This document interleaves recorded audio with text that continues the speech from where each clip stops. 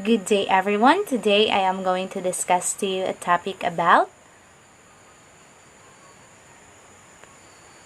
fisheries.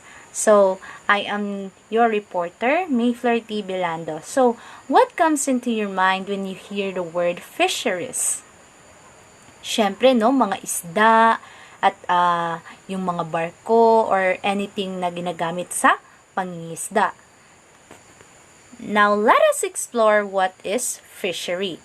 So, when we say the word fishery, it is an area where fish are caught for commercial or recreational purposes. So, it can be defined as body of the water or a collection of fishing activity that had been agreed upon by countries and fishers.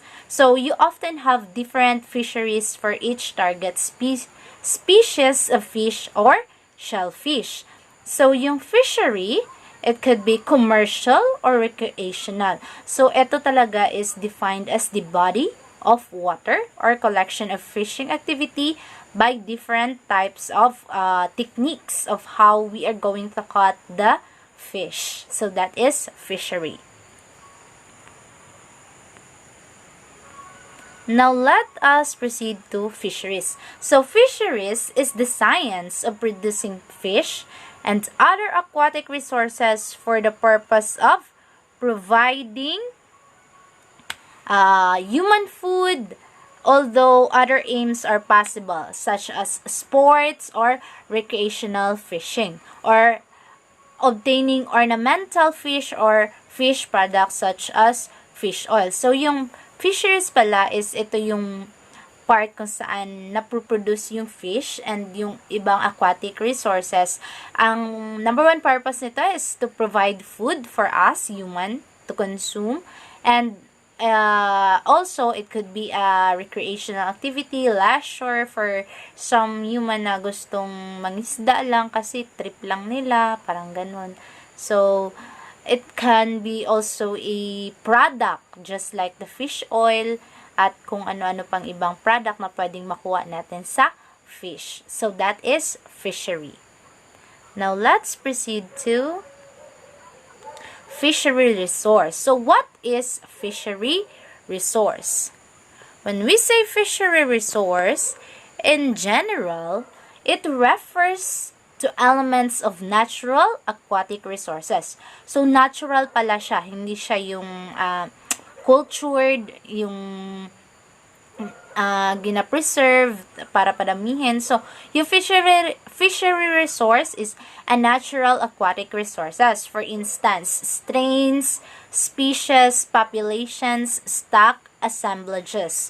So, which can be legally caught by fishing. So, it may sometimes be taken as including also the habitat of such resources. So, mai-include talaga siya as the habitat of such resources since it is grupo sila eh.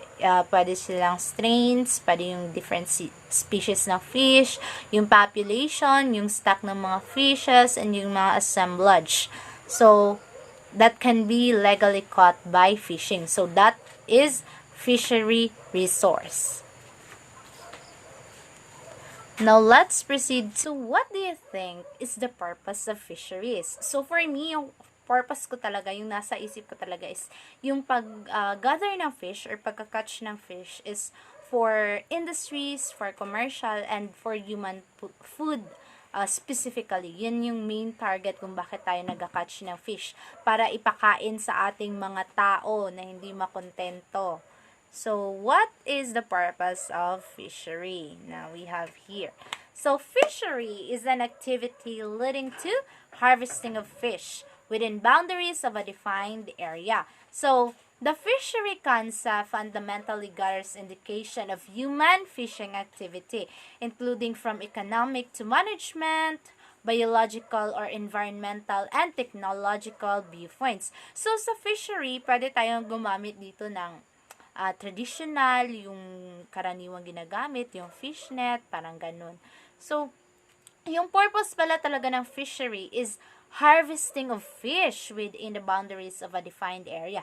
Just like sa Pilipinas, yung defined area lang natin is the Pacific Ocean. So, dyan lang tayo sa part ng Pacific Ocean. Pwede mangisda for the fishers. And sa mga lakes, just like, basta nandito lang sa Pilipinas, we are allowed to do fishing. So, kagaya din sa ibang countries, they are allowed to fish from the ocean that they have, so that pwede nila itong i-commercial or ilagay sa industry. So, as what we have said, the fishery concept fundamentally gathers indication of human fishing activity. So, na-include na talaga dito yung economic, yung management, yung biological or environmental, and even technological viewpoints. Kasi gumagamit na yung mga malalaking fishing industries or companies ng mga technologies sa panghuhuli ng isda. So, what is sustainable fishery? So, sustainable fishery it has a healthy and productive population of fish where the integrity of the ecosystem is maintained. So, yung sustainable fishery pala is ito yung gina-maintain nila yung ecosystem, binabalance nila. Like, manghuhuli sila, pero meron din silang padadamihin na breed ng mga isda. So, the fishing activity within sustainable fishery is well managed and ensure their environmental impact is reduced, including minimizing bycatch and collecting data to determine their total allowable catch. So, gina-target talaga nila yung data kung ilang isda lang yung dapat nilang hulihin. So, pag sumobra, ibabalik nila yung isda. Parang ganun siya because they are balancing the ecosystem sa water, no? So, hindi dapat tayo mag-overfishing kasi pag naubos yung isda, wala nang manganganak, paano na tayo? Wala na tayong kakainin, 'di ba? Para ganun yung way kung bakit kailangan masustain yung fishery. So, what are the types of fisheries? So, when we say types of fisheries, so, yung capturing fisheries are extremely diversified. So, comprising a large number of types of fisheries that are categorized by different levels of classification. Meron din silang yung level ng classification ng mga isda, ng laki, ng kadami, parang ganun, yung population ng mga isda. So, on the board level, so meron tayong mga captured fisheries that can be classified yung industrial, small scale, or artisanal, and recreational. So, a more specific level includes reference to the fishing or area, gear, and the main target species such as the North Sea, herring pursue seine fisheries. So, yung while we are capturing fisheries, it encompasses thousands of fisheries on a global scale. So, they are often categorized by the captured species, the fishing gear used, and the level at which fishery is managed nationally and or regionally. So, meron pala tayong different level, meron tayong national level, and meron tayong regional level. So, it depends pala sa global scale. So,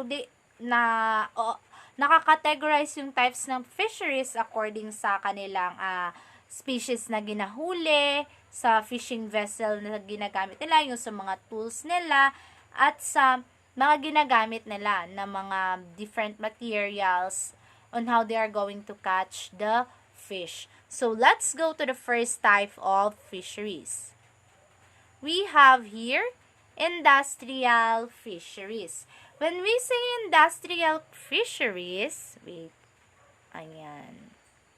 When we say industrial fisheries, it is relatively using large vessels with a high degree of mechanization and that normally have advanced fish finding and navigational equipment. So, such fisheries have a high production capacity and the catch per unit effort is normally relatively high. So, in some areas of the world, the term industrial fisheries is synonymous with fisheries for species that are used for reduction to fish meal, and fish oil. So, yung industrial fisheries, ito talaga yung may wide scope or scope ng pangingisda. Kasi na-involve na dito yung mga companies, bigger companies, kung saan may import and export tayo ng mga fishes, different types or kinds of fishes na nahuhuli nila. So, dito talaga lumalabas yung economic and management ng isang bansa, ng isang country, for them to develop their fishing industry. So, gumagamit na sila dito ng mga malalaking vessels, malalaking mga barko para maano nila yung huli nila. So, parang hindi lang konti, pero aabot sa mga thousands yung pieces ng huli ng mga isda nila. So, pwede din siyang used for reduction to fish meal and fish oil. Just like here sa mga pictures na nakikita ninyo, ang dami-daming isda. So, next is small-scale fisheries. So, small-scale fisheries is labor-intensive fisheries using relatively small craft, if any, and little capital and equipment per person on board. So, most often family-owned, maybe commercial or for subsistence. Usually low fuel consumption and often equated with artisanal fisheries. So, madidiscuss natin what is subsistence, what is artisanal mamaya, and even commercial. So, yung small-scale fishery is konti lang. Bangka-bangka lang. Parang yung sa mga isla-isla lang na yung mga small fishers na mga mangingisda, yung bangka lang yung gamit. So, little lang yung capital nila at saka yung equipment. Yung, 'di ba kanina sa industrial is malalaking barko. Ngayon is bangka lang yung gamit ng mga small-scale fisheries. So, yung technique nila dito is hindi kagaya ng sa large scales na gumagamit ng mga mechanization. Dito is parang yung lambat lang. At saka, pwede silang gumamit ng mga dinamita for pero yung dinamita talaga is nakakasira sa ating kalikasan, sa ating dagat. So, that is why hindi talaga siya advisable na gamitin. So, meron tayo dito na yung equipment ng nila is pang isahang tao lang, hindi pang maramihan. So, that is what we called small-scale fisheries. Now, let's go to artisanal fisheries. So, artisanal fisheries is typically traditional fisheries involving fish households as opposed to commercial companies, using relatively small amount of capital, relatively small fishing vessels, making short fishing trips close to shore, mainly for local consumption. So, artisanal fisheries can be subsistence or commercial fisheries providing for local consumption or export. So, dito is traditional fisheries siya na involve ang household. So, dito is bangka-bangka tapos malapit lang sa shore. Pwedeng ngayong gabi is mag-fishing kayo tapos pagka umaga uwi or even 3 hours, 2 to 3 hours or 5 hours na nasa paglalaot is makakakolect na sila ng fish, pero hindi ganun kadami kagaya na sa industrial at sa small scale na na-discuss natin kanina. So, yung ginagamit nila dito is small fishing vessels, bangka-bangka pa din, lambat-lambat pa din, ganun siya. So, meron siyang short fishing trips, gaya ng sabi ko kanina, 2 to 3 hours or 5 hours or even half day. Yun yung typically na way of fisheries nila sa pagkakatch ng fish. So, that is artisanal fisheries. Now, let's have recreational fisheries. So, ano nga ba yung recreational or sports fisheries? So, it is the harvesting of fish for personal use, leisure, and challenge. Example, as opposed to profit or research. So, recreational fishing does not include sale, barter, or trade of all part of the catch. So, yung recreational is, halimbawa, pag bored ka, gusto mo mag-fishing, then go, you can have it. So, halimbawa din, pag walang makain yung family mo, okay, mangisda ako kasi wala kaming ulam. O, pwede yun sa recreational. Pwede din siyang maging sports.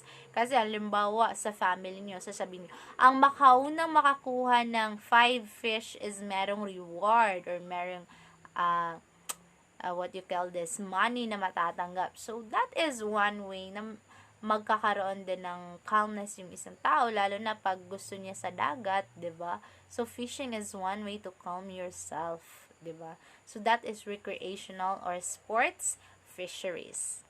Now let's proceed to commercial fisheries. So when we say commercial fisheries, these are fisheries undertaken for profit and with the objective to sell the harvest and the market through auction holes, direct contacts, or other forms of trade. So, eto na yung commercial. Eto na yung mga binibenta sa palengke, yung meron na talaga silang mga larger na mga, anong tawag dito, yung seller, reseller, ganon sa kanila kumukuha yung reseller, parang ganon siya. So, pwede siyang maging auction, yung isda, especially pag rare yung fish na ipa-auction nila, wow, ang mahal-mahal nun. So, meron din silang mga direct na contacts ng mga tao na kukuha ng isda sa kanila at saka other form of trades. Pwedeng barter, pwede din sila mismo yung magbenta sa market, 'di ba? So, that is what we call commercial fisheries. So, parang industrial lang din siya, no? Pero yung pinagkaiba lang nila sa industrial is yung industrial, malalaking companies talaga. Itong commercial, medyo maliit na tong fishing vessel na ginagamit nila. At saka yung way ng pag-fishing nila is hindi pa masyado ganun ka technological gaya ng industrial. Pero, pwede rin siyang maging one way of selling fish in the market through auction or even having direct contacts or resellers or in any form of trade. So that is commercial fisheries. Now let's proceed to subsistence fisheries. When we say subsistence is a fishery where the fish caught are shared and consumed directly by the families and kin of the fishers rather than being bought by intermediaries and sold at the next larger market. Pure subsistence fisheries are rare as part of the products are often sold or exchanged for goods or services. So, yung subsistence is, ito na yung halimbawa, 5 silang mangingisda na nanghuli ng isda, so paghahati-hatian nila yon ng family nila. Or pwede din nila itong i-exchange, halimbawa, yung papa ko is mangingisda, may nakakuha siyang 5 kilo, so i-exchange niya yun sa 5 ding kilong bigas, so pwede yun. Pwede yung mangyari, barter ba? So, yung pure subsistence fisheries, rare part lang siya of the products kasi hindi naman masyadong binabenta, pero pwede siyang maging exchange of goods, services, and consumption of the family itself. Now, we have another traditional fisheries. When we say traditional fisheries, it is a fisheries established long ago. So, matagal na masyado. So, it is usually by specific communities that have developed customary patterns of rules and operations. So, traditional fisheries reflect cultural traits and attitudes and may be strongly influenced by religious practices or social customs. So, yung traditional fisheries is, ito yung halimbawa sa ibang bansa, may traditional way sila ng panghuhuli ng isda at yung traditional na ginagamit nila sa paghuhuli ng isda. So, that is one way of traditional fisheries. So, knowledge is transmitted between generations by word of mouth. They are usually small scale or artisanal. So, yung traditional pala is passed to generation by generation kasi nandyan na yung tradition ng katutubo na ganito dapat ang paghuli ng isda, may mga techniques sila kung paano hulihin yung isda, may rules kasi sila, may rules and operation na sinusunod. So that is traditional fisheries. Now, what is inland fisheries? Inland, 'di ba? Parang masasabi mo sa lupa pero hindi siya sa lupa. So, inland fisheries Or any activity can, oh wait, did I next it? Okay, ayan. So, inland fisheries are any activity conducted to extract fish and other aquatic organism from inland waters. When we say inland waters, hindi siya sa dagat, kundi nasa mga party-party lang kagaya ng river, falls, ano pa ba, lake, fish pond, so pwede siyang ganon. So the term inland waters is used to refer to lake, rivers, brooks, streams, ponds, inland canals, dams, and other landlocked, pero usually freshwater siya, such as the Caspian Sea, Aral Sea, and etc. So, dito sa inland fisheries is masyado siyang mabilis makahuli kasi within the area only, hindi siya sa dagat. So, pwede ka rin dito magbuhay ng sarili mong isda, di ba? Palakihin mo, tapos i-harvest mo. So, pwede siya. So, that is inland fisheries. And another one is the culture fisheries. Ano ba itong culture fisheries na ito? So, when we say culture fisheries, it is the cultivation of selected fishes in confined areas with utmost care to get maximum yield. So, the seed is stocked, nursed, and reared in confined waters. Then, the crop is harvested. So, culture takes place in ponds, which are fertilized and supplementary feeds are provided to fish to get maximum yields. So, nagaganap dito is yung pagkakaroon ng feeding sa mga isda. Meron talaga silang mga feeds or yung mga organic na mga fertilizer para sa pagpapadami ng isda, pagpapataba ng isda. If na na nila yung dami ng isda, then that is the time na i-harvest na nila yung mga pinalaki nila. So that is culture fisheries rather. Now, what is good and bad fisheries? So when we say good and bad fisheries, most would agree that a good fishery is sustainable and well managed. So masyado siyang managed and sustained, hindi masyadong ino-over. Parang may target lang sila na ganitong fish lang yung huhulihin ko, wag susobra sa ganito, 'di ba? So that is good fisheries. And when we say bad fisheries, it is the fishery that where overfishing and marine habitat destruction may also be taking place. So overfishing, masyadong maraming hinuli at saka paggamit ng mga dinamita na makakasira sa corals and even sa water mismo, especially sa mga bahay ng mga isda. So that is considered bad fisheries. So be careful kasi para lang din yan pag-ibig. Pag hindi mo iningatan, hindi yan tatagal, di ba? Pag sinobrahan mo naman, magiging toxic, masasakal ka. Huwag ganon. So always remember that good fisheries is for everyone, para sa atin. Kasi tayo naman yung nagko-consume ng fish eh. Huwag tayong overfishing. Huwag tayong over-assuming.